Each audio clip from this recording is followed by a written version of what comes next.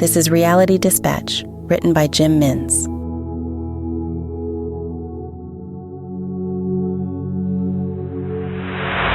I think the question wasn't why so much as it was why me.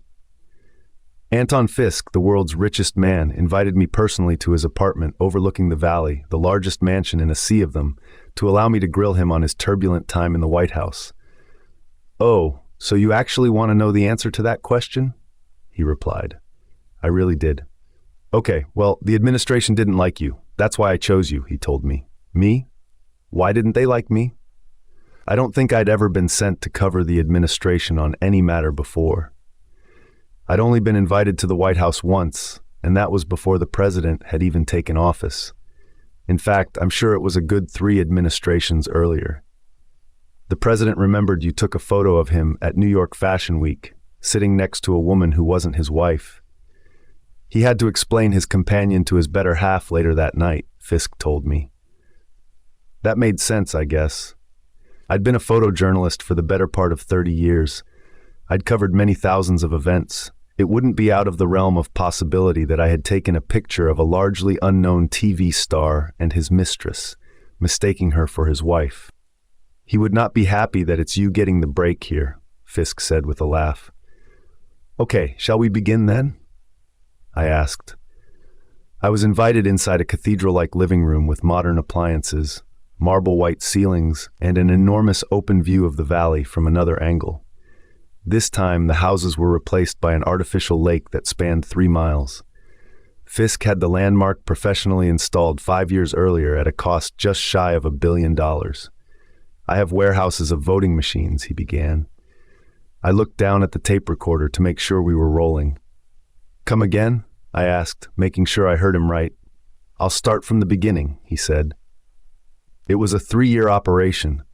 I conducted research on the voting machines used by each state and sent an army of manufacturers to produce thousands of like-for-like clones in Russia. He paused to sip a drink of water his assistant had just placed before whisking herself away. I checked to make sure the counter was running and the microphone levels were spiking. When I knew I could replace each legitimate machine with its clone, I started up shell companies to disassemble the machines piece by piece. One company would act as the seller for the bodies, the chassis, and another would sell the internal components. He took another sip. My heart started to race.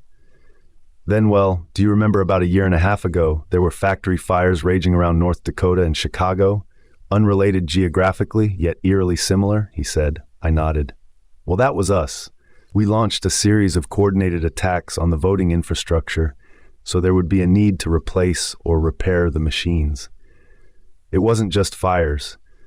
We also had high-range electromagnetic pulse rifles we used in storage units housing these machines. We made sure they were all hit. No one would detect anything until the maintenance crews checked on them. Suddenly, they had all malfunctioned, which was a problem because these machines were used for all sorts of elections, local counties, district attorney races, you name it. He lit a cigarette. I hadn't realized he smoked. I guess that would be another scoop for this story. "So you sold tampered products back to the electoral office, rigged to favor the president?" I asked, eliminating any ambiguity. "That's right," he said as he blew out a puff of smoke. He ashed the cigarette into the palm of his hand and tossed the butt onto the fresh carpet, where I watched it smolder to its last paper ember. Fisk pulled out his phone and began tapping the screen. He spoke aloud as he typed, "Check out the latest issue of Live magazine. Roger Dayton will drop a big story I've been sitting on for years. Lots of heads will roll." He laughed. "There, sent. Excellent." "Did you just post that?" I asked rhetorically. "I did," he said. I felt my phone vibrating rapidly in my pocket. "I don't even have Z on my phone," I said, confused. "Why am I getting all these messages?" I pulled it out to see the commotion. "I have 300 million followers. No wonder you were contacted," he explained. I looked down at the recorder. Just 3 minutes captured. Fisk had promised me 3 hours. "Is there anything more you want to reveal?" I asked. He thought about it, his mouth twitching as he focused on the downlights above in contemplation. Once the president and I armed a nuke and aimed it at New Zealand," he said with a chuckle. "You aimed a nuclear warhead at New Zealand?" I repeated. "Yeah, It was crazy. We wanted to see if their defense systems would pick it up, and if they did, what they'd do about it. I mean, come on. Are you really going to fight back against the United States? New Zealand? I don't think so. He laughed again. He couldn't stop. He clearly loved to reminisce. It was pathetic. Yeah, that's kind of a big deal, I told him. He lit another cigarette. Yeah, it is, he said. Okay, I think we're done here. Cynthia will show you out. He stood and walked out of the living room. No handshake, no pleasantries, just an announcement and an exit. Cynthia was immediately behind me, gently guiding me toward the door. I knew my place. I followed her lead as she escorted me out of the apartment, down the gold-glinting elevators, and back onto the street, where I realized I had left my tape recorder still running on the coffee table of the richest man in the world. It would be a month before I got it back.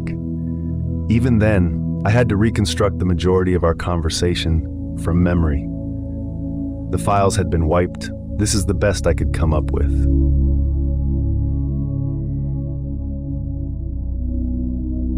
For more stories of fact-based fiction, head to jimmins.substack.com.